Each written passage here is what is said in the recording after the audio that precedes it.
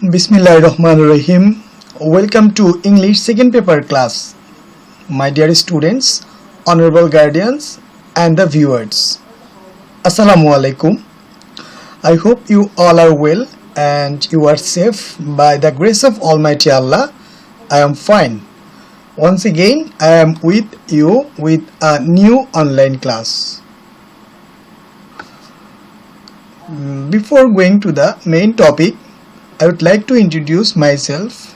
I am Muhammad Hamidullah, Assistant Teacher English, Daulat Khan Government High School, Bhola. And our today's class is on class 9 and 10, subject English second paper and grammar part. So I hope you all are ready.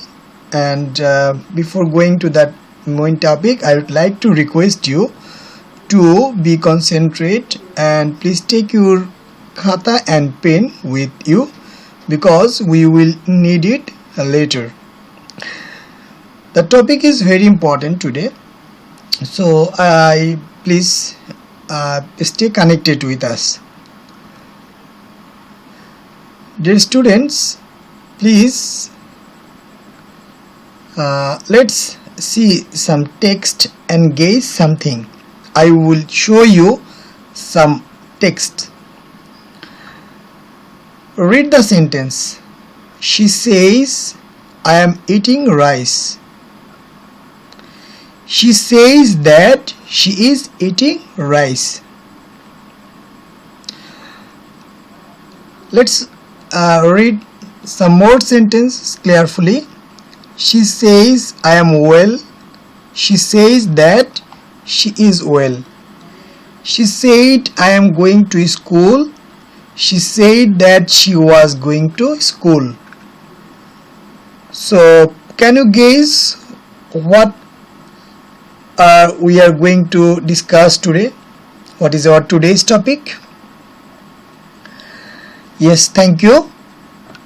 You are right. Our today's topic is direct and indirect speech. That means narration. So our today's lesson is on narration. Today we will discuss narration part 1, sentence narration and only present tense and future tense. So narration যে একটু গুরুত্বপূর্ণ একটি topic, so এটা থেকে পরীক্ষা প্রশ্ন অবশ্যই আসে। তার আগে আমি বলে রাখি, যারা এই টপিকটা পারে এই ক্লাসটি আসলে তাদের জন্য না। The students and the learners who are at the very beginning of this topic, যারা বিগিনার রয়েছে ন্যারেশন সম্পর্কে, যাদের আসলে জানাশোনাটা একটু কম এবং যারা একেবারে প্রথম থেকেই ন্যারেশনটা শিখতে চান, তাদের জন্য আমার আজকের এই অনলাইন ক্লাসটি।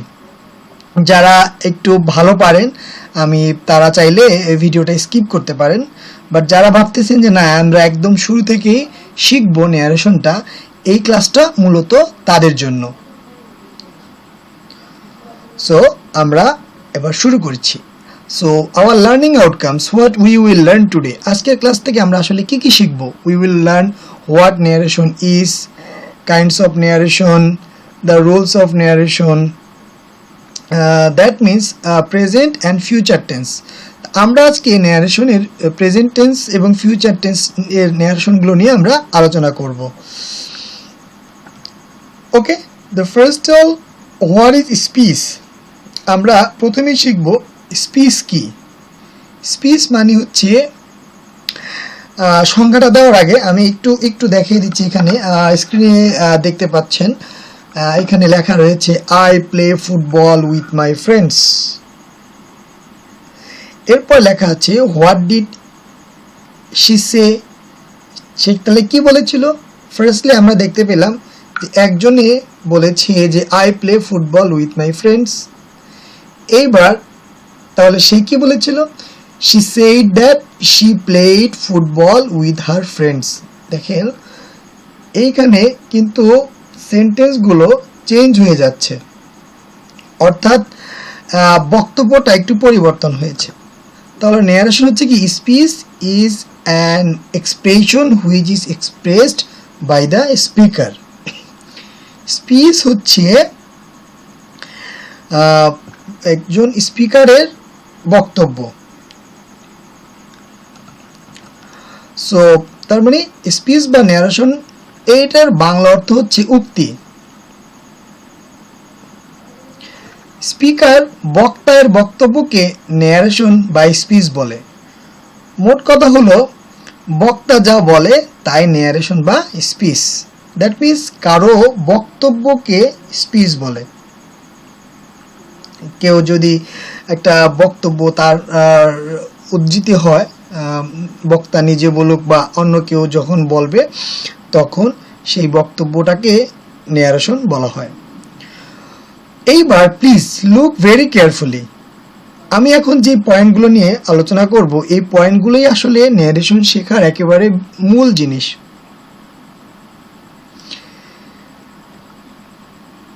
Talib said to me, I have done my duty.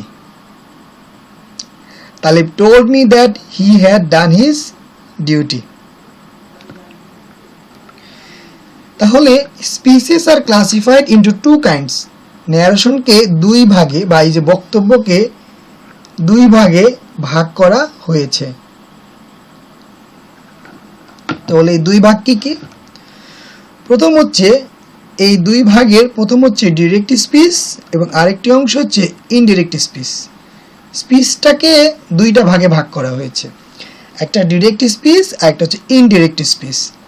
তাহলে ডিরেক্ট স্পিচ কোনটা এবং ইনডিরেক্ট স্পিচ কোনটা? এই যে উপরের একটি প্রথম যে বক্তব্যটি আমরা দেখতে পেলাম যে Talib said to me I have done my duty, এবং আরেকটি স্পিচ আমরা দেখতে পেলাম Talib told me that he had done his duty.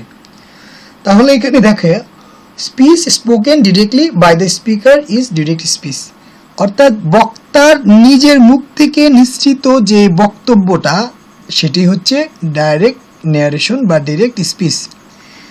And speech spoken indirectly by another is indirect speech. যখন বক্তার বক্তব্যটাকে অন্য একজন তার ভাষায় বর্ণনা করে তাকে বলা হয় indirect speech.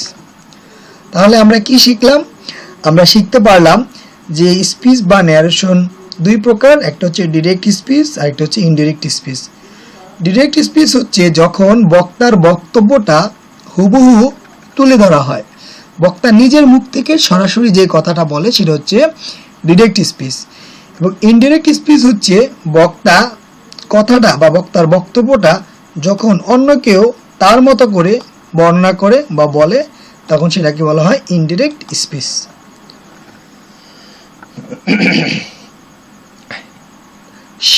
He said to me, you are my best friend. এইখানে দেখো এই সেন্টেন্সের দুইটি অংশ, একটা হচ্ছে হি সেড টু মি, দেওয়ার পর একটা কমা রয়েছে, এরপরে you are my best friend. এইটা হচ্ছে বক্তার বক্তব্য এবং এটা কিন্তু ইনভার্টেড কমার ভিতরে বসছে। তাহলে এই যে ডিরেক্ট স্পিচের যে দুইটি অংশ, সেই দুইটি অংশ কি কি? একটা হচ্ছে বাইরের অংশ, ইনভার্টেড কমার বাইরের অংশ, একটা ইনভার্টেড কমার ভিতরের অংশ। সো আমরা বলতে পারি there are two parts of direct speech. Direct ন্যারেশনের দুইটি অংশ থাকে। তো দুইটি অংশকে কি কি বলবো আমরা? এই দেখো উপরের সেন্টেন্সের প্রথম অংশ হচ্ছে হি সেড টু মি একটি অংশ, you are my best friend এটা হচ্ছে আরেকটি অংশ।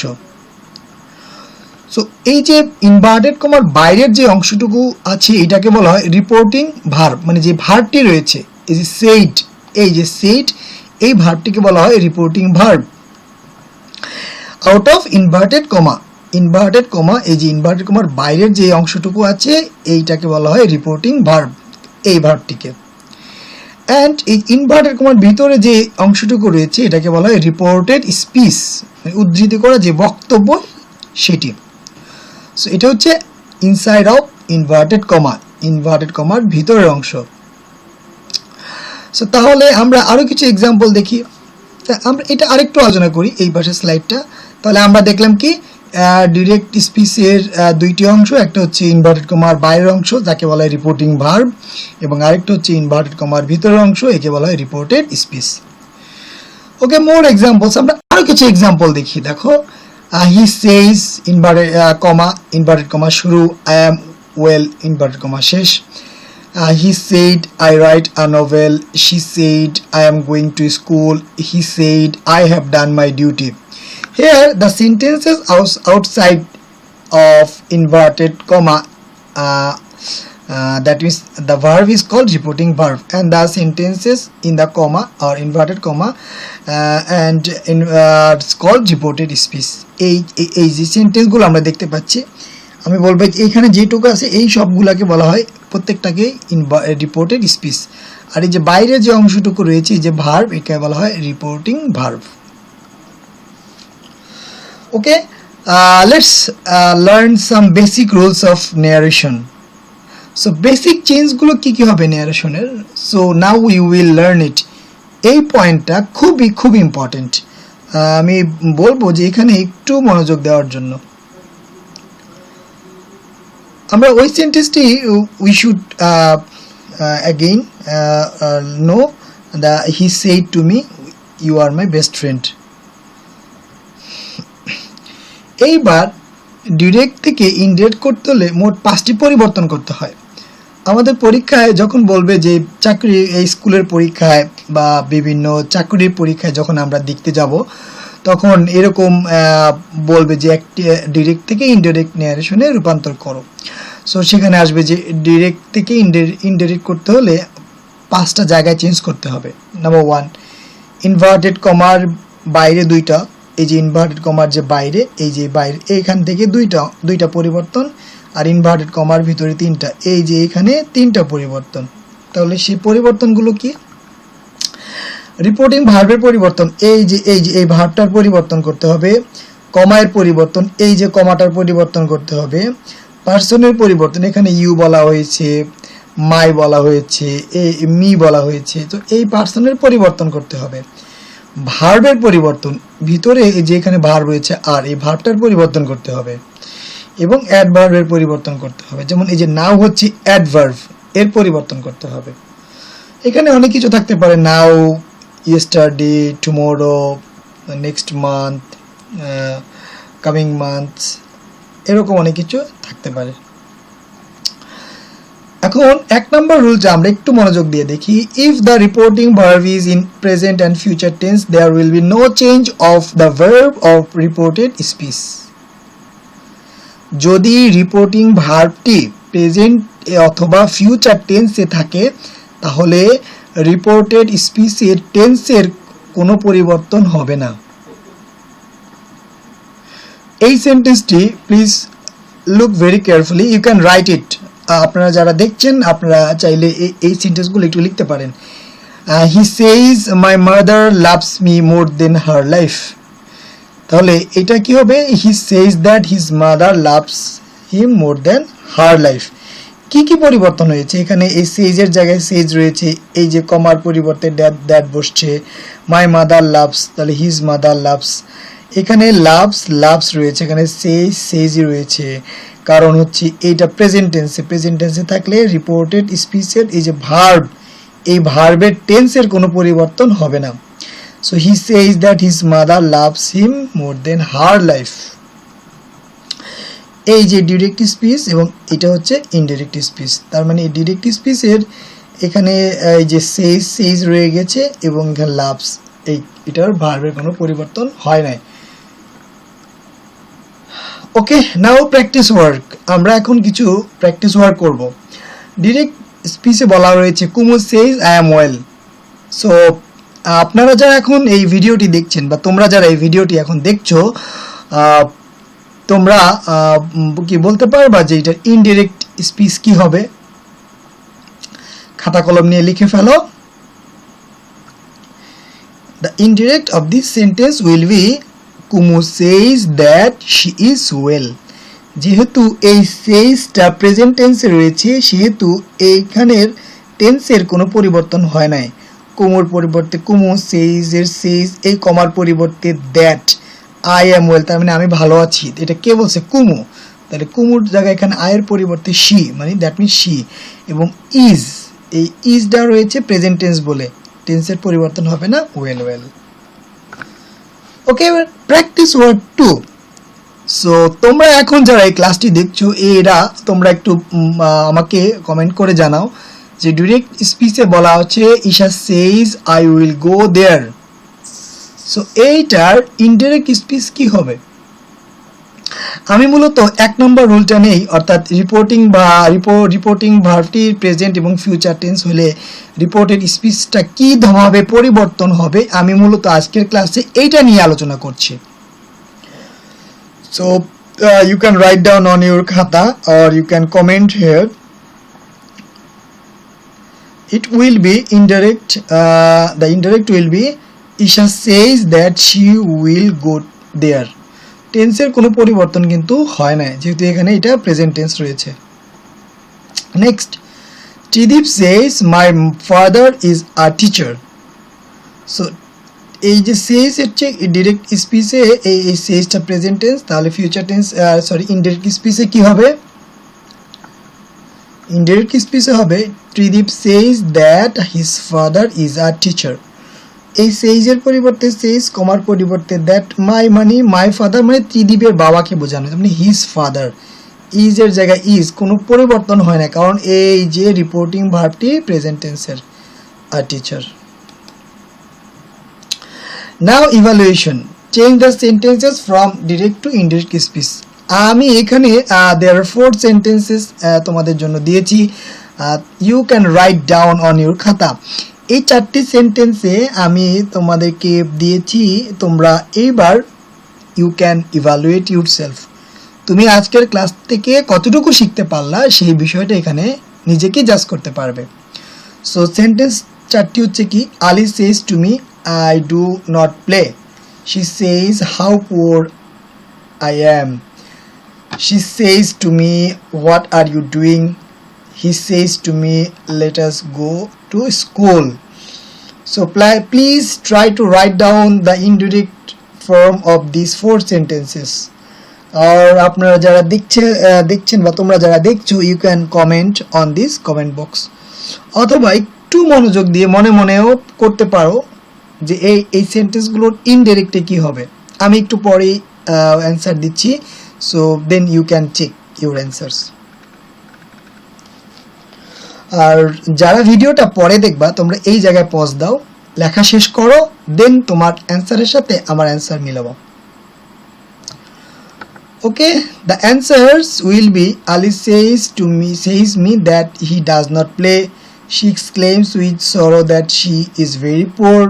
She asks me what I am doing. He suggests me going to school. Okay, thank you. I hope যে তোমাদের সবার অ্যান্সারগুলোই সঠিক হয়েছে। So now homework, change the following speech from direct to indirect. আমি এখানে 5টি সেন্টেন্স দিয়েছি, আপনারা এবং তোমরা যারা এই ক্লাসটি এতক্ষণ দেখেছো, সো প্লিজ এই হোমওয়ার্কটা তোমরা করবে, and you can submit it to the comment box of this video or personally আমাকে ইনবক্সেও দিতে পারো, আমি চেক করে বলবো যে তোমার কয়টি সঠিক বা কয়টি ভুল হয়েছে। সো সেন্টেন্সগুলো আমি একটু পড়ে দিচ্ছি। he will say me, I know you, my friend says to me, we are regular students, the teacher will say to them, learn English. Rakib says to Jakia, the moon gives us light. Karim will say to Kabila, your father is good. So please try to do the homework on your answers on your khata and show it to your teachers or to your parents. So stay safe, keep yourself on study. I hope যে তোমরা আজকের ক্লাসটি বুঝতে পেরেছো। আমরা next ক্লাসে part 2 নিয়ে আমরা আলোচনা করব, ইন্টারোগেটিভ সেন্টেন্স সহ আরো অনেক বিষয় নিয়ে। সো যারা এই ক্লাসটি দেখেছো বা if you have any problem, please you can see the class again and again. We have many classes, আমাদের এই অনলাইন স্কুলের পেজে অনেক ক্লাস রয়েছে, you can see any kinds of class according to your need. So I like to give you thank you very much for attending today's online class. Stay safe. Allah Hafiz.